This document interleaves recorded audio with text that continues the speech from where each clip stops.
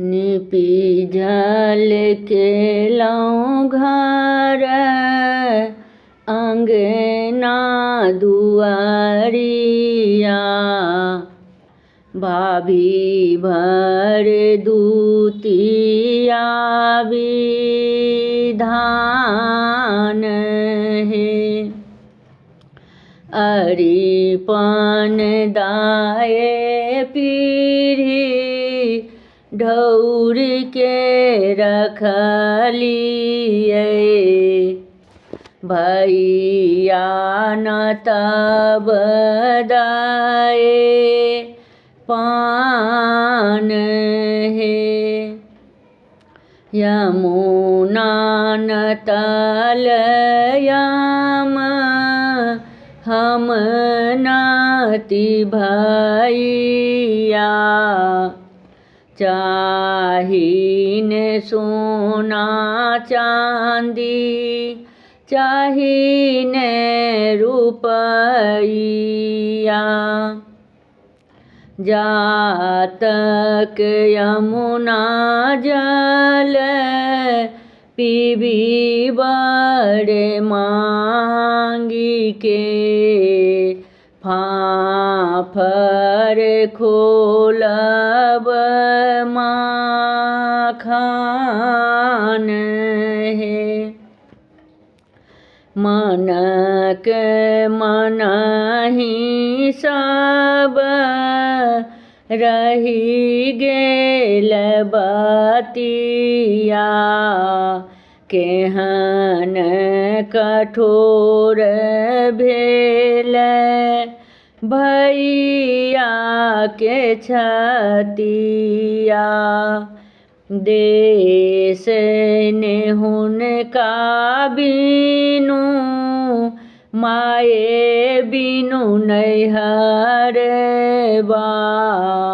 बऊजी के हृदय पाषाण है।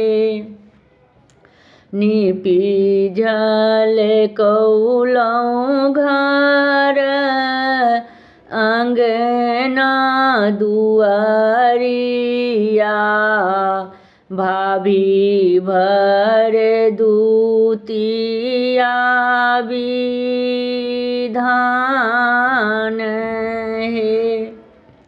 साइकिल के घंटी सुनी पंखी बीनु आँखिया।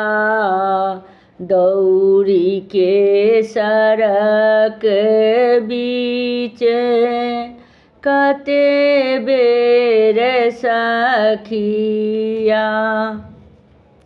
सूरज डूबैते देखी भैया केर बटिया। बही गेल कमला बलान है।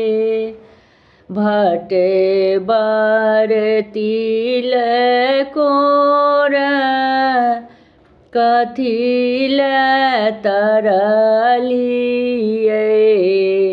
दही पौरी छाछ हम कथी ले ओरियौलिए।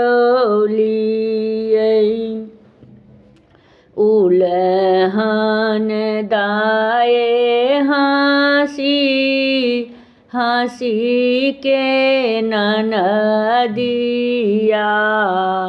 भेल मधुप मुख मलान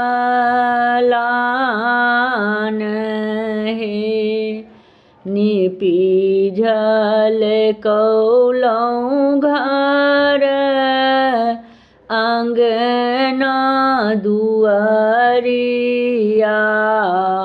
भाभी भर दूतिया विधान है। निपी झल कौलहुँ घर अंगना दुआरिया भाभी भर दूतिया विधान हे। हमर गीत नीक लागत तऽ चैनल के सब्सक्राइब और वीडियो के लाइक जरूर करब। धन्यवाद।